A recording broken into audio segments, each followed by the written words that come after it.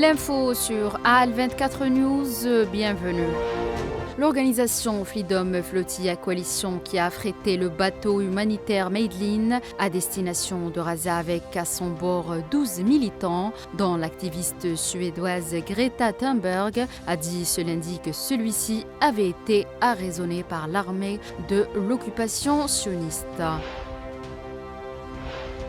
Le mouvement de résistance palestinien Hamas a qualifié d'acte de piraterie criminelle l'attaque commise par les forces de l'occupation sioniste contre le bateau humanitaire pour Gaza, appelant la communauté internationale à prendre des mesures urgentes pour mettre fin au blocus sioniste étouffant imposé à l'enclave palestinienne.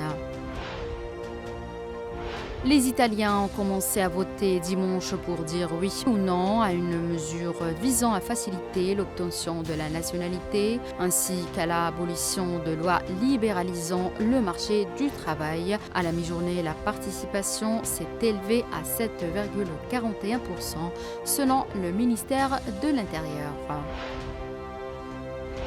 Le président serbe Alexander Vučić a affirmé hier soir que son parti avait remporté de justesse une élection municipale à valeur de test pour le pouvoir après des mois de manifestations, mais la liste d'opposition soutenue par le mouvement étudiant revendique elle aussi la victoire.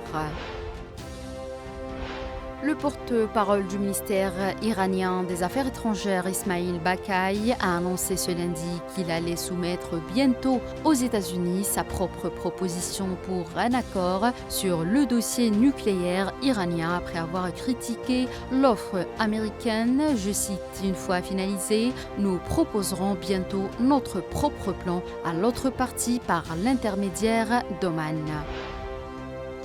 Et enfin, la présidente du Mexique, Claudia Sheinbaum, a appelé hier les États-Unis à ne pas traiter les migrants comme des criminels après les raids à Los Angeles, au cours desquels, a-t-elle confirmé, 35 Mexicains ont été arrêtés. C'est la fin de cette édition. Merci de l'avoir suivi.